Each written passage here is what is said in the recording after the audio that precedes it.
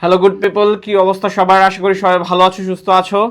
আজকে কিন্তু আমাদের রেগুলার ক্লাসের এইচএসএ সাজেশন ক্লাসের কিন্তু আমরা মার্কেটিং সেকেন্ড পেপারের অধ্যায় 4-এর উপর ক্লাসটা করব। অ্যান্ড এইটা অনেক অনেক বেশি ইম্পর্ট্যান্ট। তুমি এইচএসসি বলো, তোমার কলেজ এক্সাম বলো, তুমি অ্যাডমিশন বলো, তোমার প্রত্যেকটা জায়গায় এই চ্যাপ্টারটা থেকে তোমার প্রশ্ন আসবেই আসবেই আসবেই।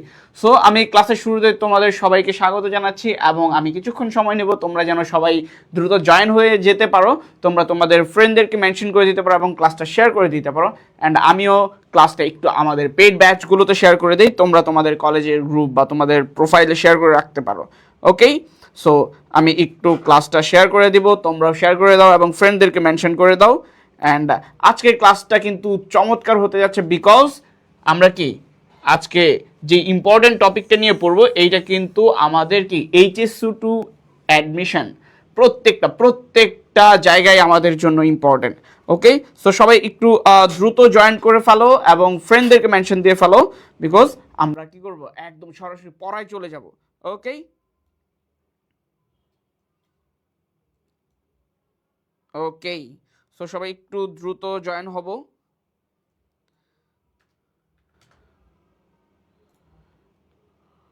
ওকে,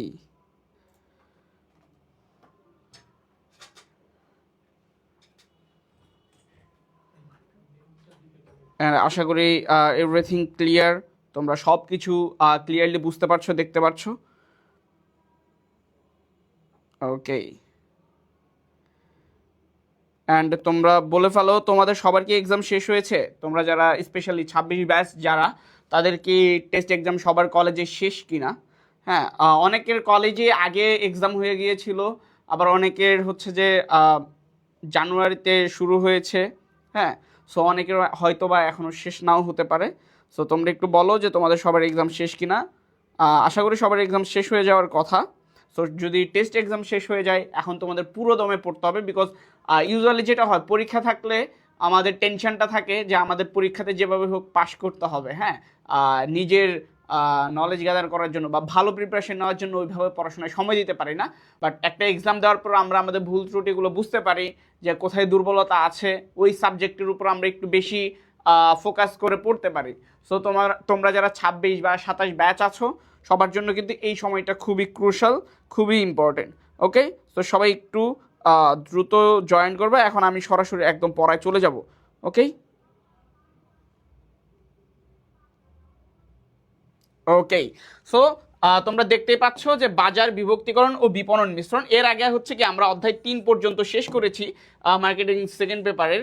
হ্যাঁ, আমরা অধ্যায় 1, 2, 3 ধারাবাহিকভাবে এই টপিকগুলোর একটা ইনসাইট দেওয়ার চেষ্টা করেছি যে এখান থেকে তোমার এইচএসসি বলো, তোমার কলেজ এক্সাম বলো বা অ্যাডমিশন বলো, যে কি কি কমন আসতে পারে, কি কি কোয়েশ্চেন আসতে পারে, কোন কোন টপিক থেকে, এগুলো আলোচনা করা হয়েছে।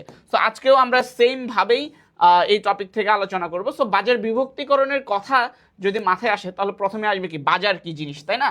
সো বাজার জিনিসটা কি, আমরা যদি সংক্ষেপে বলি, এখানে তুমি অনেক বড় লেখা দেখতে পাচ্ছ, বাট আমি তোমাদেরকে সংক্ষেপে ব্যাখ্যা করে দিব বাজার জিনিসটা কি। বাজার বলতে আমরা বেসিক্যালি কি বুঝি বলো তো? বাজার বলতে আমরা বুঝি যে আমার বর্তমান প্লাস সম্ভাব্য, কি ভাই, বর্তমান প্লাস সম্ভাব্য ক্রেতা। ওকে, তাহলে বর্তমান ও সম্ভাব্য ক্রেতার সমষ্টিকে আমরা বাজার বলি। ওকে, সো বাজার বলতে কি কোনো এই যে জায়গা না, আমরা যেমন কি বলি নিউ মার্কেট, হ্যাঁ, গুলিস্তান মার্কেট বা নতুন বাজার, পুরাতন বাজার, যেখানে কেনা বেচা করা হয়। বাট মার্কেটিং এর ভাষায় বাজার বলতে কি আমার ক্রেতাদেরকে আমি, হ্যাঁ, বাজার বলে থাকি। ওকে, সো এখন বাজার বিভক্তিকরণ বলতে কি বোঝায়, এই টপিকটার নাম কি বাজার বিভক্তিকরণ। সো বিভক্ত মানে কি ভাগ, তাই না? বিভক্ত মানে কি ভাইয়া, ভাগ। এই টপিক থেকে তোমাদের সবার পড়া হয়েছে, একটু তোমরা একটু রেসপন্স করবা, যারা ক্লাসটা দেখছো তারা বলবা যে ভাই এই টপিকটা নিয়ে তোমাদের আইডিয়া আছে কিনা, বা এই টপিক নিয়ে তোমাদের কোনো ধরনের প্রশ্ন আছে কিনা। যদি কোনো ধরনের প্রশ্ন থাকে তাহলে কি করবা, অবশ্যই করে ফেলবা।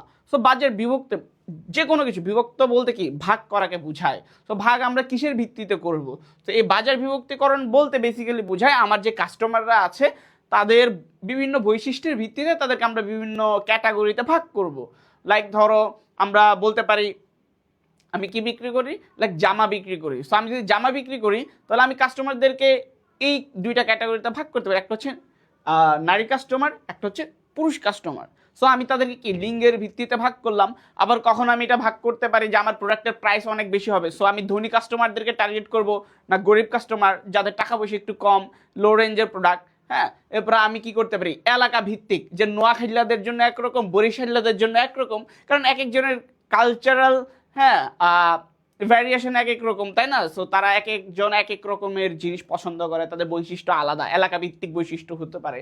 আবার ধর্মের ভিত্তিতে করতে পারি, হ্যাঁ, যে আমি আমার কাস্টমার, আমার যে প্রোডাক্টটা এইটা হবে কি আমি জাস্ট সনাতন ধর্মকে টার্গেট করে কাজ করব, বা ইসলাম ধর্মকে টার্গেট করে কাজ করবো। লাইক ধরো আমি আতর বা টুপি, হ্যাঁ, পাঞ্জাবি বিক্রি করবো, সো এটা কি মুসলমান কাস্টমার যারা তারা ইয়া করবে। বা আমি আবার ধুতি বা এই টাইপের যেগুলো সনাতন ধর্মের সাথে রিলেটেড, সো আমি ওদেরকে টার্গেট করে কাজ করতে পারি। সো এই যে বিভিন্ন বৈশিষ্ট্যের ভিত্তিতে আমরা আমাদের এই কাস্টমারদেরকে ডিভাইড করে থাকি। সো এই বেসিক জিনিসগুলো নিয়ে আজকের টপিকটার আলোচনা। সো এখানে আমরা অনেক কিছু নিয়েই কথা বলবো, যেখান থেকে কীভাবে কী কোয়েশ্চেন আসতে পারে, কীভাবে কী হবে। ওকে, সো শেষ পর্যন্ত তোমরা সবাই থাকবা। সো বাজার বলতে কি বুঝে আমি যদি একটু বইয়ের ভাষায় বলি, তাহলে দেখবা যে বাজারের শব্দটা কোথা থেকে উৎপত্তি হয়েছে, এটা এমসিকিউতে আসে। মার্কেটাস, ল্যাটিন শব্দ মার্কেটাস থেকে ইংরেজি মার্কেট শব্দের উৎপত্তি। হ্যাঁ, এই যে দেখো, বর্তমান ও সম্ভাব্য ক্রেতার ও পণ্য সেবার অভাব পূরণের প্রয়োজনীয় অর্থ খরচের ইচ্ছা যাদের আছে তাদেরকে আমরা বাজার বলে থাকি। ওকে, সো তোমার এখান থেকে প্রথমত প্রশ্ন আসতো বাজার কাকে বলে বা বাজার বিভক্তিকরণ কাকে বলে। ওকে, তুমি তোমার ভাষায় লিখবা। ওকে, সো আমরা এই যে এতক্ষণ যেই আলোচনাগুলো করলাম এটার সাথে রিলেটেড দেখো বিভিন্ন বোর্ডে আসা প্রশ্ন। এই যে দেখো, ঢাকা বোর্ড 24-এ এই এমসিকিউটা আসছে, ময়মনসিংহ বোর্ডে আসছে, দিনাজপুর বোর্ডে আসছে।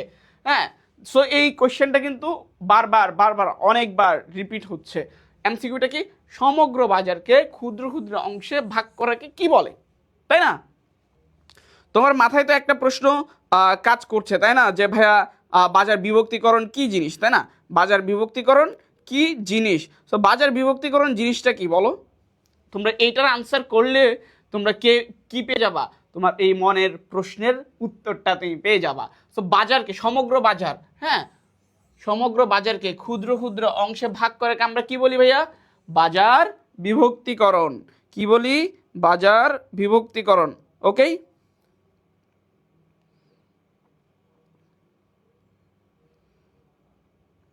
ওকে,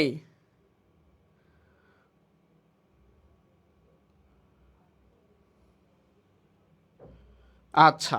সো আমরা কি বলি? সমগ্র বাজারকে ক্ষুদ্র ক্ষুদ্র অংশে ভাগ করাকে আমরা কি বলি? বাজার বিভক্তিকরণ। ওকে,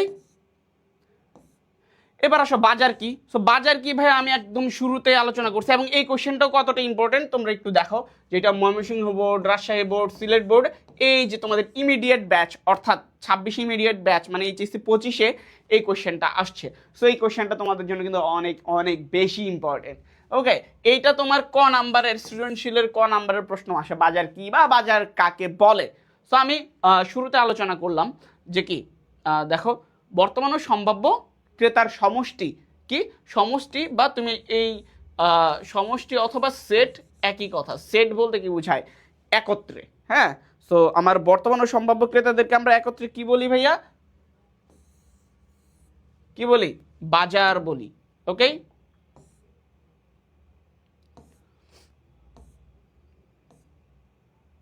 আচ্ছা, এখন দেখো বাজারকে আমরা কয়টা ভাগে ভাগ করতে পারি?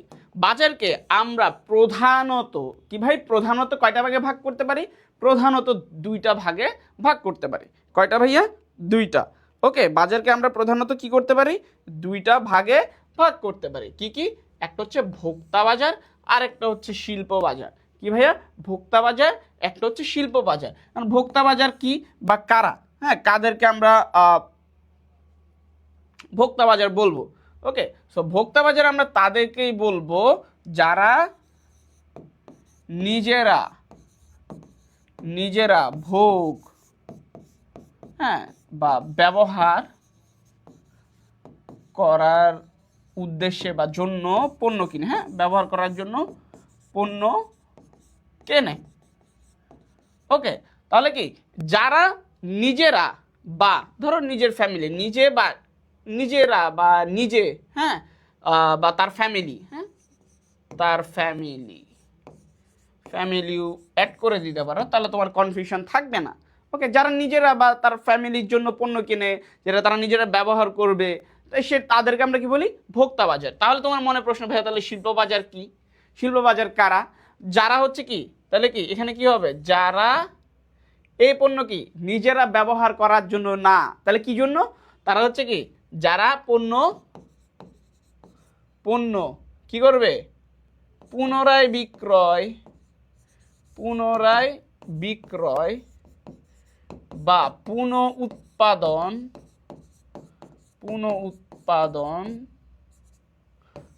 বা মুনাফা অর্জনের জন্য পণ্য কিনবে, তাদেরকে আমরা কি বলবো, শিল্প বাজার বা ব্যবসা বাজার। দ্যাট মিনস যারা ব্যবসা করার উদ্দেশ্যে, অর্থাৎ পণ্যটা তারা আবার বিক্রি করবে। লাইক ধরো তারা 100টা মোবাইল কিনছে, কিনে এই মোবাইলগুলো আবার কাস্টমারের কাছে বিক্রি করবে, কিনে তারা বিক্রি করে তারা এখান থেকে প্রফিট গেইন করবে। হ্যাঁ, তাহলে কি এইটা হচ্ছে পুনঃ বিক্রয়, মানে যারা কেনে আবার সরাসরি বিক্রয় করে দেয়। আর পুনঃ উৎপাদন, লাইক ধরো আমি কি করলাম, একজন কৃষক থেকে কি করলাম, অনেক পরিমাণে ধরো আমি 100 টন তুলা কিনলাম। সো এই তুলা কেন কিনলাম, এই তুলা দিয়ে আমি কি করবো, এই তুলা দিয়ে আমি সুতা বানাবো, সুতা বানাই এটা দিয়ে আমি কাপড় বানাবো, তাই না? দ্যাট মিনস কি, এটাকে আমি আবার উৎপাদনের কাজে লাগাচ্ছি। সো এটাকে কি বলছি, পুনরুৎপাদন বা পুনরায় উৎপাদনের কাজে যখন ব্যবহার করা হয়।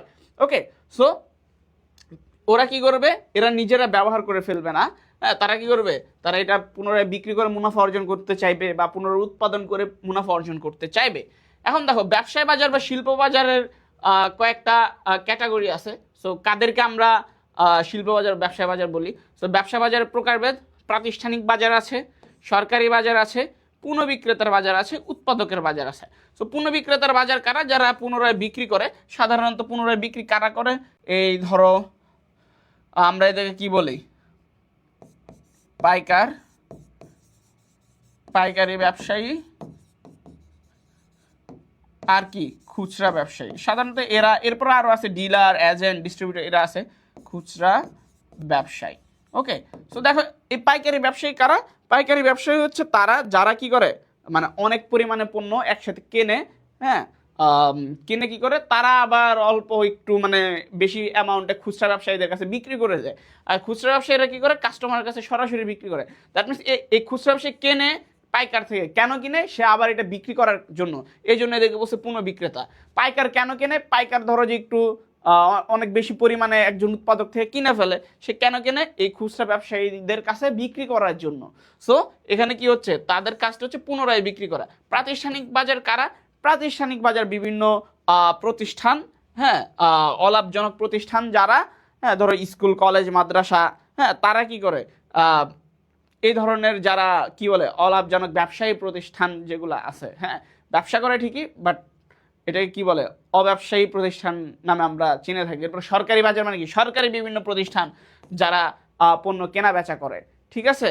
এরপরে উৎপাদকের বাজার মানে বুঝতেই পারছো, এই যে গার্মেন্টস শিল্প বা এই টাইপের যেই প্রোডাক্টগুলো আছে, যে যারা কাঁচামাল কেনে এইটা দিয়ে তারা পণ্য উৎপাদন করে। লাইক ধরো আমি আমার জুস ফ্যাক্টরি আছে, আমি কি করলাম, রাজশাহী থেকে অনেক পরিমাণে আম কিনলাম, আম কিনে এটা দিয়ে আমি আবার জুস বানালাম, দ্যাট মিনস আমি পুনরুৎপাদন করলাম। তো যারা পুনরুৎপাদন করে বা কাঁচামাল কিনে উৎপাদনের কাজে লাগায়, তাদেরকে আমরা উৎপাদকের বাজার বলে থাকি। ক্লিয়ার? ওকে, সো এখন তাহলে আমরা এইটার সাথে রিলেটেড কিছু কোশ্চেন দেখে ফেলি। উৎপাদকদের নিয়ে যে বাজার গঠিত হয় তাকে আমরা কি বলি, অবশ্যই ভোক্তা বাজার বলি, তাই না? নাকি কি বলি, পুনঃবিক্রেতার বাজার, নাকি সরকারি বাজার, নাকি শিল্প বাজার, কি হবে বলো?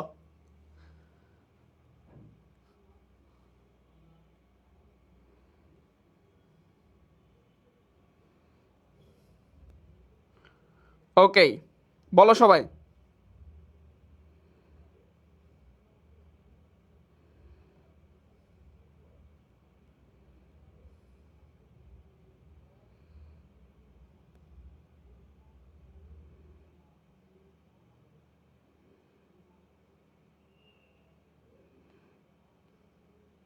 ওকে, তাহলে দেখো কিভাবে উৎপাদকদের নিয়ে যে বাজার গঠিত হয়। আমরা জানি কি, উৎপাদকদের নিয়ে যে বাজার গঠিত হয় সেটাকে উৎপাদকের বাজার বলে। আর উৎপাদকের বাজার কিসের অন্তর্ভুক্ত, উৎপাদকের শিল্প বাজারের অন্তর্ভুক্ত, তাই না?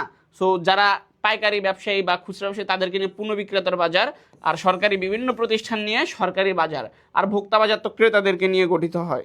ওকে, আচ্ছা।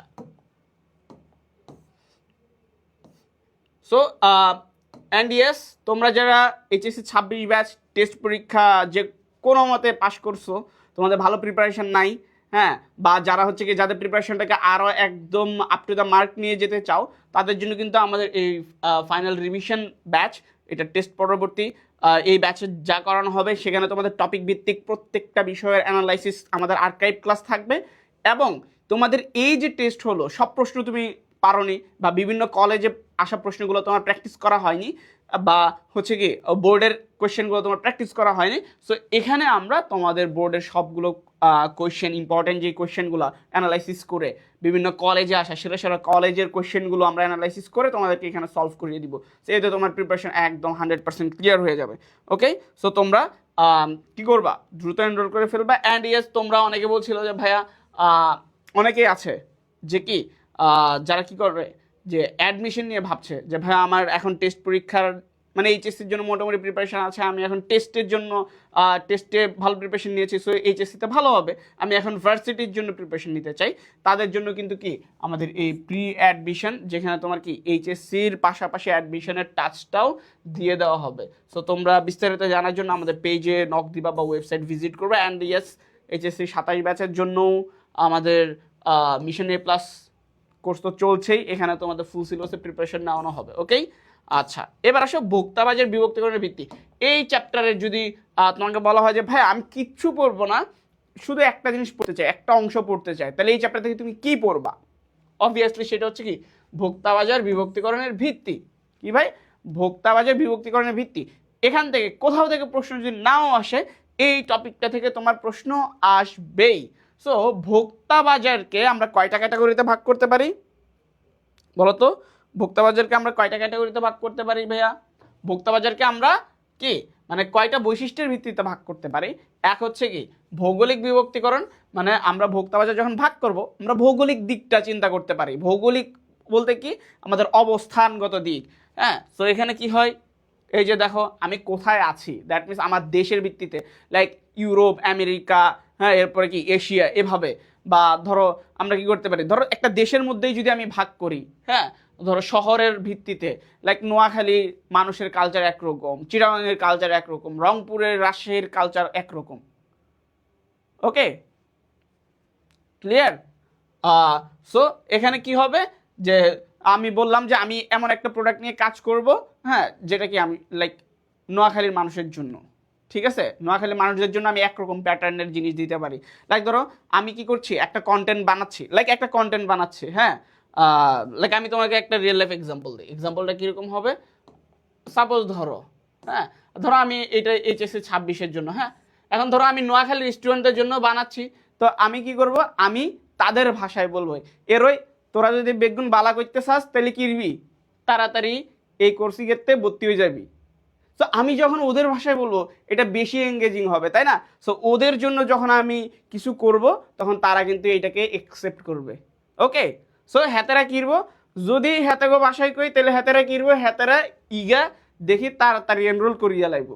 সো এই যে ধরো তুমি যখন যেটাকে টার্গেট করছো সেই অনুযায়ী যদি তুমি কি করতে পারো, আলাদাভাবে তাদেরকে সার্ভিস প্রোভাইড করো, বা তাদের জন্য আলাদা তুমি কাস্টমাইজ সার্ভিস দাও, ওই ক্ষেত্রে কিন্তু তারা কি করবে, এটাকে বেশি গ্রহণ করবে। ওকে, সো এইটা হচ্ছে কি মার্কেটিংয়ের একটা স্ট্র্যাটেজি। ওকে, আরও বিশেষ কিছুর ভিত্তিতে হইতে পারে, লাইক দেখো এটা হচ্ছে ভৌগোলিক অবস্থানের ভিত্তিতে যে তুমি কোথায় আছো, হ্যাঁ। এরপরে ধরো জনসংখ্যা ভিত্তিক বিভক্তিকরণ, এখানে কি তুমি বয়সের ভিত্তিতে করতে পারো, লাইক আমি কোন কাস্টমারের জন্য কোন বয়সের, আমাদের ধরো আমাদের জীবনটাকে, লাইফ সাইকেলটাকে আমি কয়েকটা স্টেজে ভাগ করতে পারি। আমরা বলি শিশুকাল, হ্যাঁ, এরপরে কৈশোর বলি, এরপরে যৌবন বলি, মধ্যবয়স্ক বলি, সিনিয়র সিটিজেন বলি। সো আমি কোন এইজের মানুষকে কি করতেছি, টার্গেট করতেছি, সেটা একটা বিষয়। সো লাইক তুমি রাস্তাঘাটে দেখবা যখন বাচ্চাদের দোকানে যাও তখন দেখবা পুতুল সাজায় রাখে, হ্যাঁ, পুতুল সাজায় রাখে, মানে বা বিভিন্ন ইয়া করে রাখে, মানুষজনের কি বলে উঠতে উঠতে দিয়ে যে অ্যাট্রাকটিভ ওয়েতে রাখে, তাই না? আর যখন সিনিয়র সিটিজেনদের ইয়াতে যাবা তখন দেখবা কি যে সুটেড বুটেড ফর্মাল মানুষ, তাই না? আবার তুমি যখন দেখবা যে মানে ইয়াং মানুষদের দোকানে যাবা বা ইয়াং মানুষকে যখন তারা টার্গেট করতে, দেখবা মেয়েদের দোকানে কি করে সুন্দর স্মার্ট একটা ছেলে সেলসম্যান রাখে, যেন গিয়ে কথা বলতে সে কমফোর্ট ফিল করে, তার কাছে ভালো লাগবে। আবার ছেলেদেরকে যখন স্ট্রাক্ট করতে চায় তখন আবার সুন্দর সেলসম্যান রাখে, হ্যাঁ মানে কি যে সুন্দরী একটা মেয়ে সুন্দরভাবে সেজে পরিপাটি হয়ে আছে, বাট ছেলেরা যাবে এখানে। সো এইটাও কিন্তু মার্কেটিং মানে সাইকোলজিক্যাল স্ট্র্যাটেজি। হ্যাঁ, তুমি কোন এজের মানুষকে অ্যাট্রাক্ট করতে যাচ্ছ এটাও একটা বিষয়। লিঙ্গ, হ্যাঁ তুমি নারীদের নিয়ে কাজ করবা না পুরুষদেরকে নিয়ে। লাইক ধরো তুমি তোমার ক্লোদিং আইটেম, সো ক্লোদিং আইটেমে তুমি কী করবা ভাই, নারীদের জন্য হইলে তো হয় নারীদের প্রোডাক্ট নিয়ে কাজ করবা, পুরুষদের জন্য হইলে শার্ট প্যান্ট পাঞ্জাবি অনেক কিছু আছে, এগুলো নিয়ে কাজ করবা, তাই না? পরিবারের আয়তন, যে পরিবারে কতজন মানুষ আছে, হ্যাঁ পরিবারটা কি 5 জনের না 10 জনের না 20 জনের, এটাও একটা ম্যাটার করে, মানে অনেক কিছু ম্যাটার করে ভাই, মার্কেটিংয়ে অনেক কিছু ম্যাটার করে। এরপরে কি তোমার শিক্ষিত কাস্টমারদের জন্য না অশিক্ষিত কাস্টমারদের জন্য, পড়ালেখা কম তাদের জন্য তুমি টার্গেট করতেছো। তো শিক্ষিত কাস্টমার হইলে ধরো তুমি যখন অ্যাড দিবা, তুমি পত্রিকাতে দিলেও হবে, সে পত্রিকা পড়তে পারবে। কিন্তু যখন একজন মানে যে পড়াশোনা জানে না তার জন্য তো পত্রিকা অ্যাড দিলে হবে না, তাদের জন্য কি তোমার হয়তো রেডিওতে ইয়া দিতে হবে বা বিজ্ঞাপন দেখাইতে হবে, তাই না? সো এই টাইপের জিনিসগুলো আমাদের মাথায় রাখতে হয়। সো এখান থেকে তুমি এমসিকিউর জন্য পড়বা যে জনসংখ্যা ভিত্তিকের ভিতরে কি কি বৈশিষ্ট্য আছে, যেমন ধর্ম, প্রজন্ম, জাতীয়তা, জীবনচক্র, এগুলা। ওকে, এমসিকিউতে বলবে নিচের কোনটি জনসংখ্যা বিভক্তিকরণের উপাদান, এ বয়স, লিঙ্গ, পরিবার, আয়তন, পেশা ইত্যাদি ইত্যাদি। হ্যাঁ, নিচের কোনটি ভৌগোলিক বিভক্তিকরণের উপাদান, হ্যাঁ নিচের কোনটি মনস্তাত্ত্বিকের উপাদান, নিচের কোনটি আচরণিকের উপাদান। ওকে, আচ্ছা এবার দেখো মনস্তাত্ত্বিক বিভক্তিকরণ। সো মনস্তাত্ত্বিক বিভক্তিকরণে কি কি আছে? মেন উপাদান হচ্ছে সামাজিক শ্রেণী, জীবনধারা, এরপরে কি ব্যক্তিত্ব। ওকে, সো এখানে দেখবা যে সামাজিক শ্রেণীতে কি আছে? নিম্নবিত্ত, মধ্যবিত্ত, উচ্চবিত্ত, হ্যাঁ জীবনধারা অর্জনকারী, সংগ্রামী, এরপর হচ্ছে কি ব্যক্তিত্ব, দৃঢ়চেতা, উদার, নৈতিক, স্বাধীন চেতা। সো এই বৈশিষ্ট্যগুলো তোমার এমসিকিউ আসে। এটা কিন্তু অ্যাডমিশনের জন্য মানে এইচএসসির জন্য তো ইম্পর্টেন্টই, অ্যাডমিশনের জন্য এটা মাস্ট। হ্যাঁ আমি জাস্ট বলে দিলাম ইন অ্যাডভান্স। ওকে, এরপরে দেখো আচরণ ভিত্তিক বিভক্তিকরণ। আচরণ ভিত্তিক বিভক্তিকরণ কি? হ্যাঁ, আচরণ ভিত্তিক বিভক্তিকরণ মানে মানুষের আচরণ বিভিন্ন বৈশিষ্ট্যের ভিত্তিতে কি হয়, চেঞ্জ হয়। লাইক ধরো ভাই আমাদের সামনে এই যে রোজা আসতেছে, ঈদ আসতেছে, আমরা যারা মানে ইসলাম ধর্মের অনুসারে মানে মুসলমান, তাদের জন্য ঈদ হচ্ছে কি একটা ফেস্টিভ্যাল।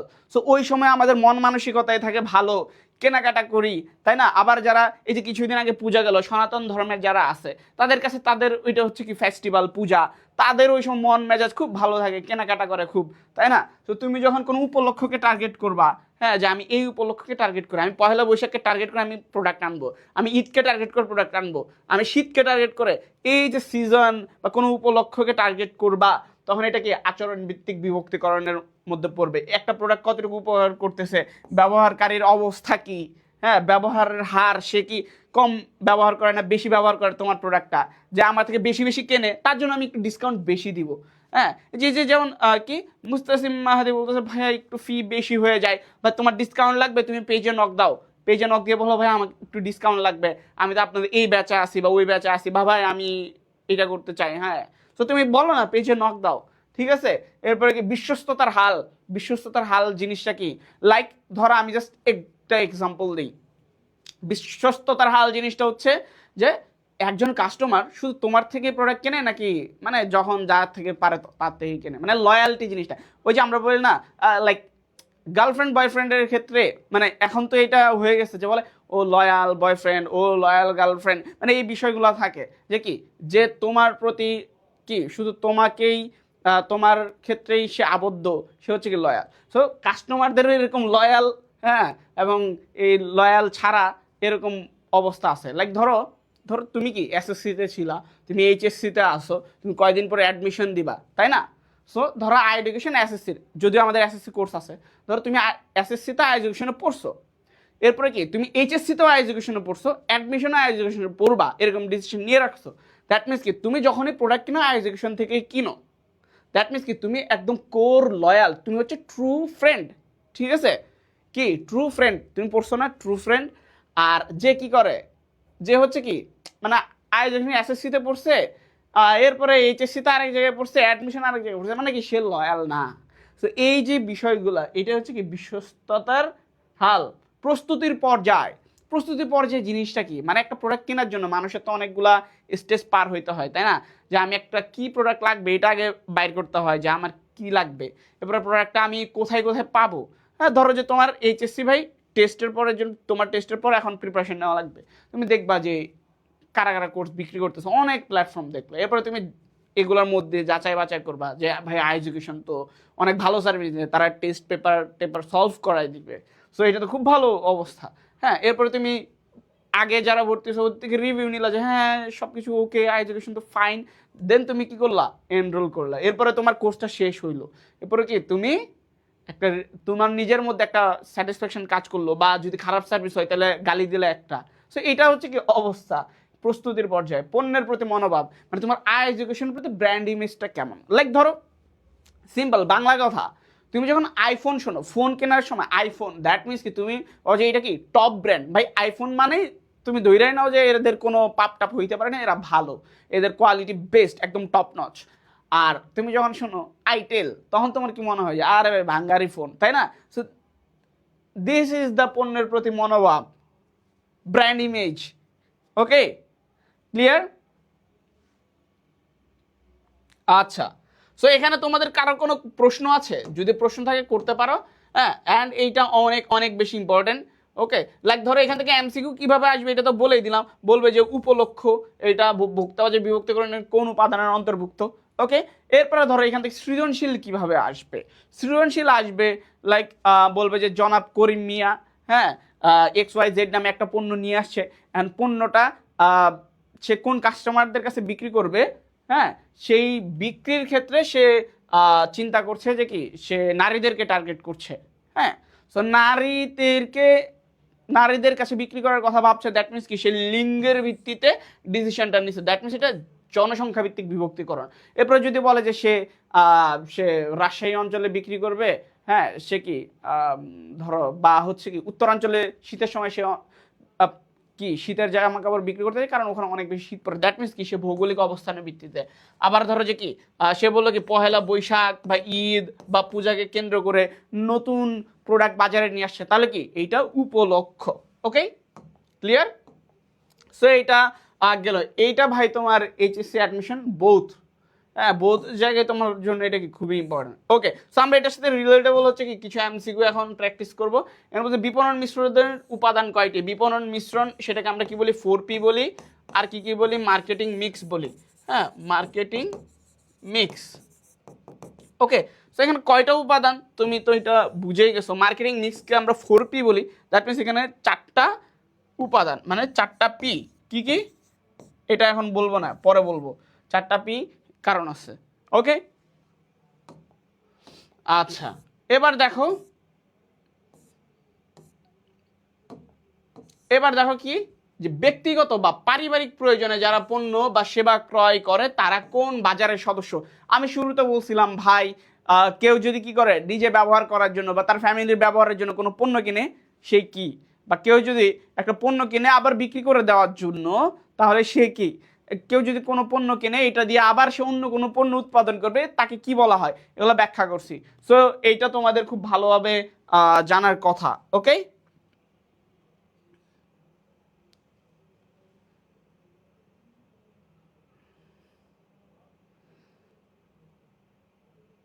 ওকে, সো দেখো তাহলে এই কোশ্চেনটা কিন্তু তোমাদের এইচএসসি কি 25-এ আসছে, এইচএসসি 25। সো তুমি দেখো ভাইয়া এটা দিনাজপুর বোর্ড, চট্টগ্রাম বোর্ডে অলরেডি আসছে। সো এই কোশ্চেনটা কিন্তু তোমাদের জন্য অনেক অনেক বেশি ইম্পর্টেন্ট। তাহলে দেখো ভোক্তা বাজার, শিল্প বাজার, সরকারি বাজার, পুনঃবিক্রেতার বাজার। তো ব্যক্তিগত বা পারিবারিক প্রয়োজনে নিজে ব্যবহার করার জন্য যদি কোনো কিছু কেনে, আমরা তাকে কি বলি, তাকে বলি ভোক্তা বাজার, তাই না? ভোগ করার উদ্দেশ্যে কিনতেছে। সো অ্যাগেন এইচএসসি 26 স্পেশালি তোমাদের ভাই কি টেস্ট পরীক্ষা শেষ। ওকে, এখন ভাই তোমাদের সময়, টেস্টে যে মারাটা খাইছো বাংলা কথায়, হ্যাঁ কোনোভাবে হয়তো পাশ করে যাবা, বাট এইচএসসিতে পাশ করাটা কিন্তু টাফ। তোমরা অলরেডি 25-এর রেজাল্ট দেখছো, খুব ভালো হয় নাই, কারণ তারা বুঝে না যে এতটা কঠিন প্রশ্ন হবে, বাট তোমরা বুঝছো। বুঝে শুনে যদি মারা না খাইতে চাও, তোমাদের একটা ভালো প্রিপারেশন দরকার। এটা তুমি নিজে পড়ো বা যেখানে পড়ো, বাট পড়ো।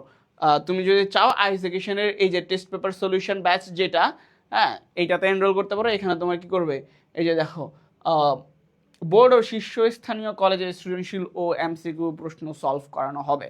ওকে, আবার কেউ যদি থাকো যে ভাই আমার তো এইচএসসির জন্য মোটামুটি প্রিপারেশন আছে, এইচএসসির পাশাপাশি আমি অ্যাডমিশনের জন্য এগিয়ে থাকতে চাই, তাদের ক্ষেত্রে কিন্তু আমাদের এই প্রি অ্যাডমিশন ব্যাচ, যেখানে তোমার কি হবে, এইচএসসির পাশাপাশি, এইচএসসির টপিকের পাশাপাশি আমরা কি করব, আমাদের অ্যাডমিশনের কি প্রিপারেশনের টাচটা তোমাদের দিয়ে দিব। ওকে, যে কিভাবে কি আসবে না আসবে। ওকে, আর 27 ব্যাচ তোমাদের তো এইচএসসির ফুল সিলেবাস তো তোমরা পাবাই।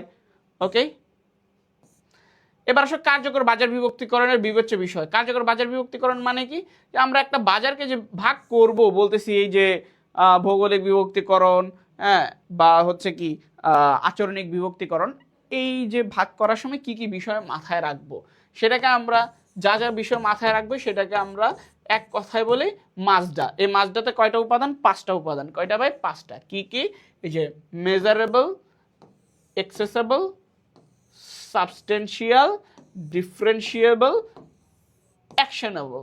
ওকে, ক্লিয়ার? সো এই 5টা জিনিস কি, যে আমার বাজারটা যেন আমি পরিমাপ করতে পারি, আমার কতটুকু কি আছে, মার্কেট আছে, কারা আছে, হ্যাঁ, নারী পুরুষ বা বিভিন্ন বৈশিষ্ট্য ভিত্তিতে যেন পরিমাপ করা যায়, প্রবেশযোগ্য, ওই জায়গায় যেন আমি কি করতে পারি, কাজ করতে পারি, কাজ করার সুযোগ যেন থাকে, হ্যাঁ, পর্যাপ্ত। পর্যাপ্ত মানে আমার এটা যেন প্রফিটেবল হয়, লাইক 5 জন থাকলে 5 জনের জন্য আমার 50,000 টাকা খরচ করে, হ্যাঁ, ধরো আমি একটা কাজ করলাম, কিন্তু এখানে আমি সেল দিলে আমি 20,000 টাকা পাবো, দ্যাট মিনস আমার তো লস হবে, আমার এটা এনাফ না। সো এটা কি হইতে হবে, আমার কাস্টমার সাইজটা যেন বড় থাকে, মানে অনেক কাস্টমার যেন থাকে। ওকে, এরপরে দেখো পৃথককরণযোগ্য, হ্যাঁ, মানে এদেরকে যেন বিভিন্ন বৈশিষ্ট্যের ভিত্তিতে আমি ভাগটা করতে পারি। ওকে, কার্যোপযোগী মানে অ্যাকশনেবল, মানে ওখানে যেন কাজ করার সুযোগটা থাকে, মানে তুমি যা প্ল্যান করছো এটা যেন বাস্তবায়নযোগ্য হয়। ওকে, তো এই বিষয়গুলো মাথায় রাখতে হবে, এটা এমসিকিউর জন্য খুবই ইম্পর্টেন্ট। বলতে পারে নিচের কোনটি কার্যকর বাজার বিভক্তিকরণের বিবেচ্য বিষয়, এমসিকিউ। ওকে, এবার আসো বিপণন মিশ্রণ, খুবই খুবই ইম্পর্টেন্ট। এটা তোমার ক অথবা খ নাম্বারের কোশ্চেনে আসতে পারে। বিপণন মিশ্রণ কাকে বলে? তো বিপণন মিশ্রণ হলো কতিপয় নিয়ন্ত্রণযোগ্য উপাদান তথা পণ্য, মূল্য, বন্টন এবং প্রসারের সমন্বয় বা সংমিশ্রণ, যা অভীষ্ট বাজার নির্দিষ্ট লক্ষ্য অর্জনের জন্য কোম্পানি প্রয়োজন অনুযায়ী ব্যবহার করে। বিপণন মিশ্রণ উপাদান কি কি? এই যে আমরা এটাকে কি বলি, মার্কেটিং মিক্স বা 4P প্রোডাক্ট। 4P কেন বলে? কারণ প্রোডাক্ট, প্রাইস, প্লেস, প্রমোশন। ওকে, প্রোডাক্ট, প্রাইস, প্লেস, প্রমোশন। ওকে, সো এই 4টা নিয়ে আমাদের এই মার্কেটিং মিক্স বা বিপণন মিশ্রণ গঠিত। সো বিপণন মিশ্রণ উপাদান 4টা, এটা এমসিকিউতে আসে যে বিপণন মিশ্রণের উপাদান কয়টা। ওকে, এই টাইপের কোশ্চেন আসে, অনেক আসে। পণ্যের বৈশিষ্ট্য কি কি, এটা এমসিকিউর জন্য এবং সৃজনশীল বোথ, দুই জায়গার জন্য ইম্পর্টেন্ট, এমসিকিউ প্লাস সিকিউ।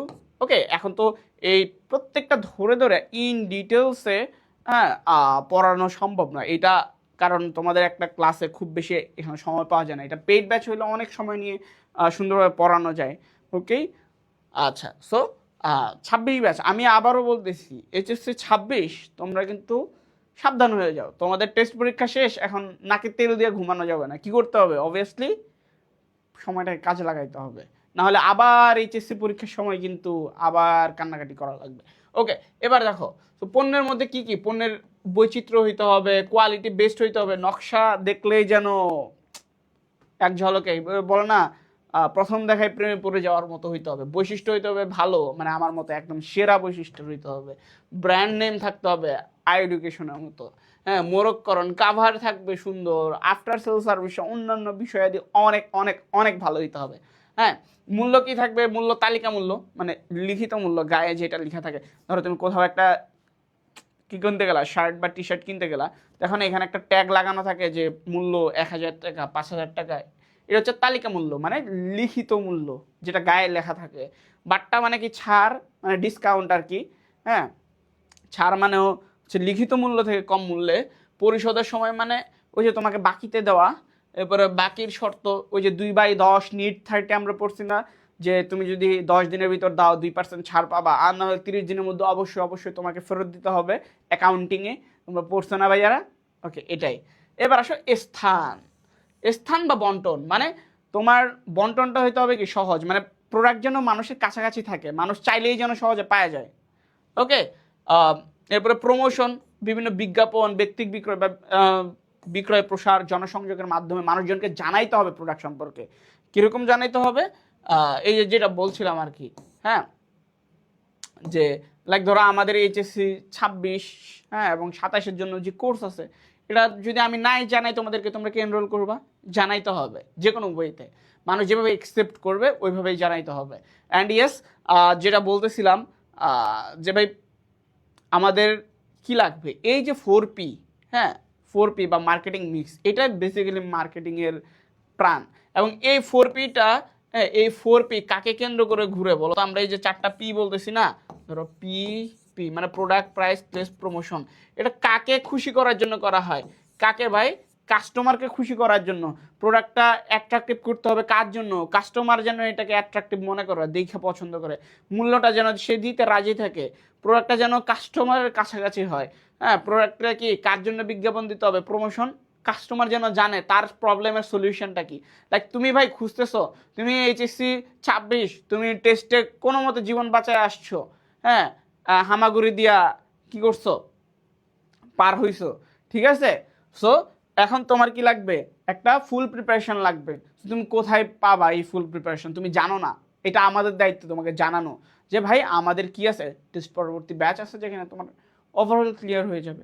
ওকে, সো এই হচ্ছে বিষয়। আচ্ছা, সো এইগুলো কিন্তু এমসিকিউ এবং সিকিউ যে কোনোভাবে আসতে পারে। সো আমরা এখন একটা এমসিকিউ দেখব। দেখো, সর্বপ্রথম বিপণন মিশ্রণ ধারণাটি প্রদান করেন কে? দেখো এইটা কোন কোন বোর্ডে আসছে? ঢাকা বোর্ড, রাবি, কুমিল্লা বোর্ড, এই 4-5টা বোর্ডে আসছে। এবং এইটা হচ্ছে কি কুমিল্লা বোর্ড আর বরিশাল বোর্ডে 25 সালে আসছে। সো এই কোয়েশ্চেনটা আমাদের জন্য অনেক বেশি ইম্পর্টেন্ট। সো দেখো, বিপণন মিশ্রণ প্রথম ধারণাটা কে দেয়? কারণ ফিলিপ কটলারকে আমি যে তোমাদেরকে কটলার বাহিনী বলি, কেন বলি? বিকজ ফিলিপ কটলার হচ্ছে মার্কেটিং এর জনক। কি ভাই? মার্কেটিং এর জনক। কিন্তু এই বিপণন মিশ্রণ বা 4P এর জনককে? 4P এর জনক যদি বলা হয়, এইচএসসিতে তোমাদের বইতে কি দেওয়া আছে? অনেকে বইতে মানে 4P নিয়ে সর্বপ্রথম ধারণা দিচ্ছে হচ্ছে কি নেলেজ বোর্ডেন। কে ধারণা? এখানে দেখো প্রশ্নটা পড়ো, ধারণা কে প্রদান করছে? নেলেজ বোর্ডেন। নেলেজ বোর্ডেন মার্কেটিং মিক্স শব্দটা ইউজ করছিল, সে কথা বলছিল। তো ধারণার কথা যদি বলে, নেলেজ বোর্ডেন হচ্ছে কি ধারণা দিচ্ছে। আর ফাদারকে যদি বলে জনক, জনকের ক্ষেত্রে ম্যাককার্থি হচ্ছে কি অনেক বেশি একসেপ্টেবল। এখন তোমাদের এইটা নিয়ে কনফিউশন আছে অনেকের বইতে নেলেজ বোর্ডেনকে ফাদার বলা হয়, হ্যাঁ কিন্তু বাস্তবে দেখো নেলেজ বোর্ডেন কি করছিল? জাস্ট ধারণাটা দিছে, কিন্তু এটাকে ব্যবহার উপযোগী করে তুলছে হচ্ছে ম্যাককার্থি। হ্যাঁ, ম্যাককার্থি। ওকে, ধরো তুমি যে বই লেখো ম্যাককার্থি, সো ওইটা একদম ইন ডিটেলস মানুষের জন্য ব্যবহার উপযোগী করে কিভাবে কি 4Pটা কি হবে, মার্কেটিং মিক্সটা কি, এগুলো ডিটেলস ব্যাখ্যা করছিল। সো এর জনক বলাটা বেশি অ্যাকসেপ্টেবল, বাট তোমার কলেজে কোনটা পড়াইছে, তোমার বইয়ে কি আছে ওইটা ফলো করবা। বাট অ্যাডমিশনের ক্ষেত্রে ম্যাককার্থিটাই অ্যাকসেপ্টেবল, সবাই সর্বজন গৃহীত। ওকে, সো ওই যে বিজ্ঞাপন বলছিলাম না, বিজ্ঞাপনের দায়িত্ব কি? এই যে promotion, 4P marketing mix, 4P এর দায়িত্ব হচ্ছে প্রোডাক্টকে ইনফর্ম করা, জানানো, কাস্টমারকে জানানো যে কি প্রোডাক্ট আছে এই সম্পর্কে। সো আমিও আমার মার্কেটিং মিক্সের পি এর অংশ হিসেবে আমি তোমাদেরকে জানাই দিচ্ছি যে তোমরা কেউ যদি এরকম হয় যে ভাই আমি এইচএসসিতে মোটামুটি প্রিপারেশন আমার আছে, আমি এখন কনফিডেন্ট, আমি কি করতে চাই অ্যাডমিশন নিয়েও একটু লাড়াচাড়া দিতে চাই, সো তাদের জন্য কিন্তু এই প্রি অ্যাডমিশন। ওকে, এখানে তোমার এইচএসসির পাশাপাশি প্রিপারেশন নেওয়ার পাশাপাশি তুমি অ্যাডমিশনে কীভাবে আগাই থাকতে পারো এটা নিয়েই তোমাদেরকে গাইড করা হবে, কিছু ক্লাস নেওয়া হবে, এর মাধ্যমে তুমি বুঝতে পারবে যে এখন থেকে তোমার কী করা উচিত, বা এইচএসসি পড়াটাই তুমি কীভাবে পড়লে তোমার অ্যাডমিশনের কাজেও লেগে যাবে। ওকে, আর যারা আসো যে ভাই আমার টেস্টেই তো আমি যে কোনো মতে পাস করছি, ভাই আমার এখন কী করা লাগবে, এইচএসসির জন্য ভালো প্রিপারেশন নেওয়া লাগবে, তাদের জন্য কিন্তু আমাদের এই টেস্ট পেপার সলভ ব্যাচটা। ওকে,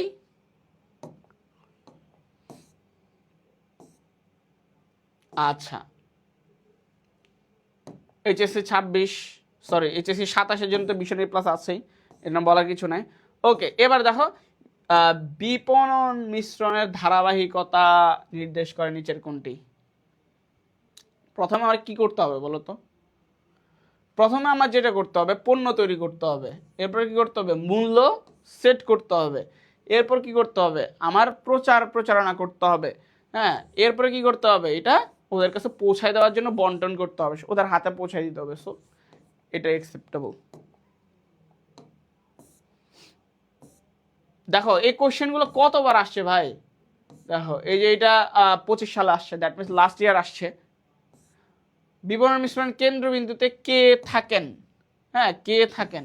ওকে, বিপণন মিশ্রণের কেন্দ্রবিন্দুতে কে থাকেন? ওকে, এটা একটু দেখো, একটু আগে আমি বললাম এভাবে দেখাই দিলাম যে 4P, হ্যাঁ, এই যে চারটা পি, এই পি কাকে খুশি করার জন্য করে, কাকে কেন্দ্র করে ঘুরে, কাকে কেন্দ্র করে ভাই? অবশ্যই এটা কাস্টমার, হ্যাঁ, বা হচ্ছে কনজিউমার। সো কনজিউমার মানে কি? ভোক্তা।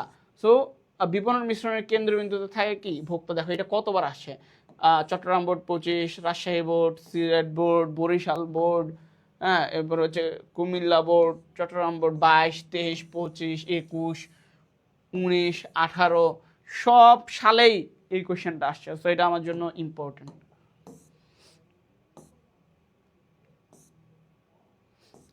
জনাব টুটুল, ওকে দেখো, জনাব টুটুল স্কুল কলেজ ও বিশ্ববিদ্যালয়ের পাঠ্য বই সুলভ মূল্যে বিভিন্ন লাইব্রেরি ব্যবসায়ীর নিকট বিক্রয় করে। জনাব টুটুল কোন বাজারে পণ্য বিক্রয় করে?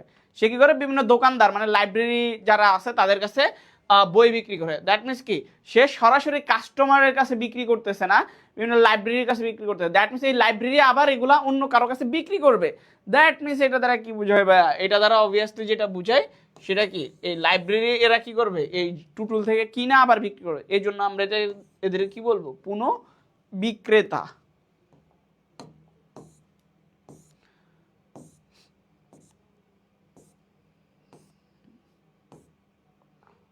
পরিবারের জীবনচক্রের উপর ভিত্তি করে বাজারকে বিভক্ত করলে তা কোন বাজার বিভক্তিকরণ অন্তর্ভুক্ত? দেখো জীবনচক্র, পরিবারের জীবনচক্র, সো এটা আমরা কিন্তু আলোচনা করছিলাম। পরিবারের জীবনচক্র, লিঙ্গ, ধর্ম, পেশা, এগুলো সব কিছু কি হচ্ছে জনসংখ্যা বিষয়ক। ওকে, আর যদি এরকম করতো যে এলাকার হিসাবে, যে রাজশাহী নোয়াখালী, তাহলে কি হইতো? এটা ভৌগোলিক হইতো। ওকে, এরপরে ধরো সামাজিক শ্রেণীর ভিত্তিতে করলে মনস্তাত্ত্বিক হইতো। উপলক্ষ, ব্যবহারের হাল, হ্যাঁ, এরপরে কাস্টমারের কি অবস্থা, ক্রয় অবস্থা আর কি, সে কোন পর্যায়ে আছে, পর্যায়, এটা কি হইতো? আচরণিক। ওকে, সো এইরকম এমসিকিউ কিন্তু বিভিন্ন বোর্ডে আসে, এটা কিন্তু ঢাকা বোর্ড 23-এ আসছিল। এবার দেখো জ্ঞানমূলক প্রশ্নের জন্য আমরা কি কি জিনিস দেখতে পারি ইম্পর্টেন্ট। সো বাজার কি, এটা তো বললামই। ভোক্তা বাজার কি, ভোক্তা বাজার কাকে বলে, শিল্প বাজার কাকে বলে, ব্যবসায় বাজার কি কাকে বলে, পুনঃবিক্রেতার বাজার কাকে বলে। তো এই টাইপের কোশ্চেনগুলো আমাদের জন্য খুবই ইম্পর্টেন্ট 1 নাম্বার কোশ্চেনের জন্য। এরকমভাবে আমাদের অনুধাবনমূলক প্রশ্নে কি কি আসতে পারে, যেমন কি বিপণন মিশ্রণ উপাদানগুলোর সীমাবদ্ধতা বর্ণনা করো, এগুলোকে খ নাম্বার প্রশ্ন আসতে পারে। বিপণন মিশ্রণ কেন্দ্রবিন্দুতে ভোক্তার অবস্থান, এটা ব্যাখ্যা করো। বাজার বিভক্তিকরণ বলতে কি বুঝায়, এটা ব্যাখ্যা করো। বাজার বিভক্তিকরণ ক্রেতা সন্তুষ্টি অর্জনে সহায়তা করে, ব্যাখ্যা করো। ভোক্তা বাজারের সদস্য সংখ্যা বেশি, এই ভোক্তা বাজারের সদস্য সংখ্যা বেশি আর শিল্প বাজারের সদস্য সংখ্যা কম, এই টপিকটা দিয়ে অনেক অনেক কোশ্চেন আসে। সো এটাও কি করতে হবে আমাদের খুব ভালোভাবে দেখতে হবে। সো এগুলো কিন্তু অবশ্যই তোমরা কি করে ফেলবা, অবশ্যই সলভ করে ফেলবা। ওকে, ক্লিয়ার? সো আই গেস তোমাদের কোনো কোয়েশ্চেন নাই। তোমাদের যদি কারো কোনো কোয়েশ্চেন থাকে, হ্যাঁ, তাহলে করতে পারো, আর না হলে আমি শেষবারের মতো একটু প্রমোশন করে তোমাদের থেকে বিদায় নিব। হ্যাঁ, সো তোমরা সবাই জানো যে কি, তোমরা যারা ভাই এইচএসসি 26 স্পেশালি, তাদের এখন সিরিয়াস হওয়ার সময়। ওকে, তাদের কি করতে হবে, টেস্ট পরীক্ষা প্রায় শেষ, অনেকের অনেকের আগেই শেষ হয়েছে। তো তাদের জন্য ভাই যাদের প্রিপারেশন ভালো, তারা অ্যাডমিশনের জন্য প্রিপারেশন নাও, আগায় থাকবা জীবন যুদ্ধে। আর যাদের হচ্ছে কি প্রিপারেশন খুব বেশি একটা ভালো না, হ্যাঁ, যারা ভাই টেস্টে পাস করতে জীবন বাইরে হয়ে গেছে, তাদেরকে বলবো ভাই তুমি এই টেস্ট পরবর্তী ফাইনাল ব্যাচটাতে, এবং যাদের প্রিপারেশন অলরেডি ভালো বাট তুমি টেস্টের পরীক্ষার প্রশ্নগুলো সলভ করতে চাও, হ্যাঁ, এরপর হচ্ছে বোর্ডের প্রশ্নগুলো সলভ করতে চাও, নিজে নিজে পারছো না বা একটু বেশি প্যারা হয়ে যাচ্ছে, সো তারা কিন্তু এই টেস্ট পরবর্তী ব্যাচটাতে এনরোল করলে তোমার সব কিছু ক্লিয়ার হয়ে যাবে। ওকে, আর প্রি অ্যাডমিশন তো তোমার ভাই এইচএসসি দিতেছো, এর পরবর্তী টার্গেট তো মেইনলি কী থাকে ভাই, একটা পাবলিক ভার্সিটি, স্পেশালি কমার্সের জন্য বেস্ট পাবলিক ইউনিভার্সিটি যদি বলি ঢাকা বিশ্ববিদ্যালয়। হ্যাঁ, সো এটার জন্যই তোমাদের টার্গেট থাকবে অন্যদের মতোই।